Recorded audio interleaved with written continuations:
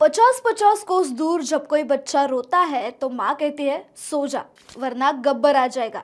गब्बर सिंग हिंदी चित्रपटामधील सर्वात लोकप्रिय आणि खतरनाक डाकू। एक काळ असा होता की हिंदी चित्रपटातील विलन हे डाकूच असायचे।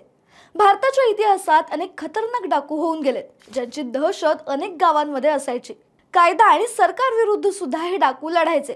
पण एक डाकू असा होता ज्याने कोणत्या सरकाराविरुद्ध नाही तर भारत लोकशाही राष्ट्र होण्यापासून रोखण्यासाठी दहशत पसरवली होती। त्याच्याबद्दल माहिती पोलिसांना देणाऱ्या खबऱ्याचे तो कान कापून टाकायचा आणि जर अपमान झाला म्हणून त्या खबऱ्याने आत्महत्या केली तर त्याच्या संपूर्ण कुटुंबाला मारण्याची सुद्धा धमकी हा डाकू द्यायचा। इतकं असून सुद्धा त्याला कोणताही गरीब स्वतःच्या घरात लपवायचा, कारण तो रॉबिन हुड डाकू होता। तो डाकू म्हणजे भूपत सिंग, ज्याच्या दहशतीच्या अनेक कथा अमेरिकन न्यूजपेपरमध्ये सुद्धा छापल्या जायच्या। डाकू भूपत सिंगची स्टोरी नक्की काय आहे? भारताला लोकशाही राष्ट्र होण्यापासून रोखण्यासाठी त्याने प्रयत्न का केले होते, जाणून घेऊया या व्हिडिओच्या माध्यमातून। नमस्कार, तुम्ही पाहताय गाजावाजा। भारत तेव्हा स्वतंत्र झाला नव्हता। भारतात ब्रिटिशांची सत्ता होती, पण काही भागात संस्थानांची सुद्धा सत्ता होती। त्या काळचे राजे महाराजे ब्रिटिशांना काही रक्कम देऊन इथे राज्य करायचे। अशाच वांगनिया या छोट्या संस्थानाच्या राजासाठी भूपत काम करायचा। 1947 साली भारत देश स्वतंत्र झाला आणि त्यासोबतच सर्व संस्थानांना भारतात नाही तर पाकिस्तानात विलीन होण्याचे किंवा स्वतंत्र राहण्याचे आदेश मिळाले। याच वेळेस भूपत ज्या राजासाठी काम करायचा त्या राजाच्या शत्रूंनी राजाला आणि भूपतला अडकवण्याचा प्रयत्न केला। राजाच्या आणि भूपतच्या नावाने पोलिसात गुन्हा दाखल करण्यात आला। कौटुंबिक वादामुळे त्या राजाने आत्महत्या केली आणि भूपत एकटाच अडकला। पोलिसांपासून वाचण्यासाठी तो पळून गेला आणि राणा भगवान डांगर या त्याच्या विश्वासू सहकार्यालाही त्याने सोबत घेतलं। वांगनिया इथून पळून गेल्यानंतर भूपतने राणासोबत मिळून एक गँग तयार केली। दोघे लुटमार आणि खंडणी घेण्याचं काम करू लागले।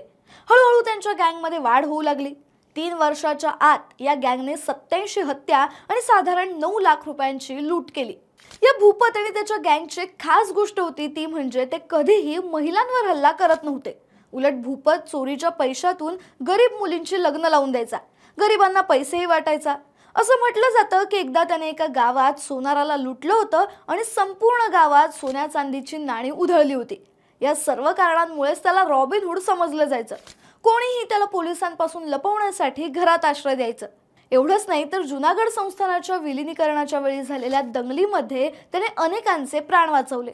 दोन्ही धर्मातील महिलांचं संरक्षण करण्याचं काम त्याने केलं होतं। या गोष्टीमुळे डाकू भूपत सिंग लोकप्रिय झाला होता।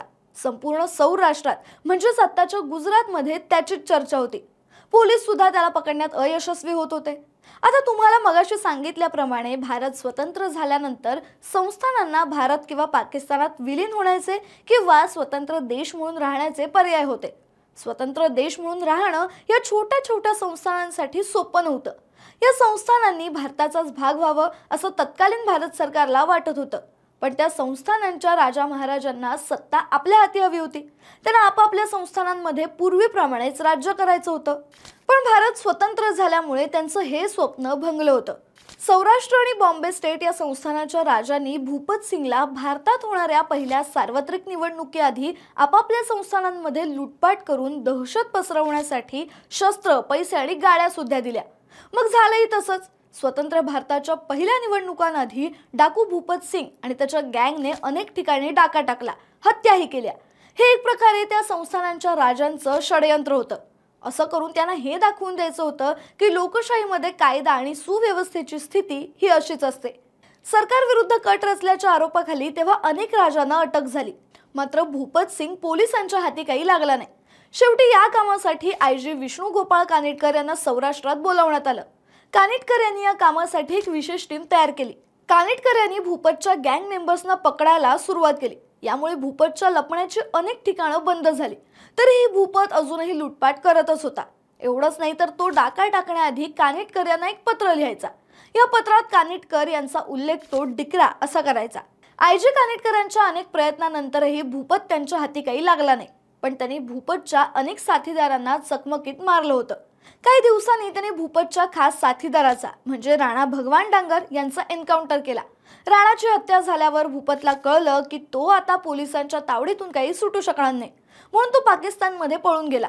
तिथे जाऊन त्याला तुरुंगवास भोगावा लागला, पण 1 वर्षातच त्याची जेलमधून सुटका झाली. त्याने इस्लाम धर्म स्वीकारला आणि पाकिस्तानातच राहू लागला. भारतात दहशत पसरवणारा, लोकशाही विरुद्ध कट रचणारा हा खतरनाक डाकू नंतर कराचीमध्ये दूध विकू लागला होता. शेवटी 2006 मध्ये त्याचा मृत्यू झाला. हा भूपत सिंग भारताचा पहिला वॉन्टेड होता ज्याला पाकिस्तानने आश्रय दिला होता. तुम्हाला ही स्टोरी कशी वाटली आम्हाला कमेंट करून नक्की सांगा. आणि अशाच रंजक गोष्टी जाणून घेण्यासाठी गाजावाजाला लाईक, शेअर, फॉलो आणि सबस्क्राईब करायला विसरू नका.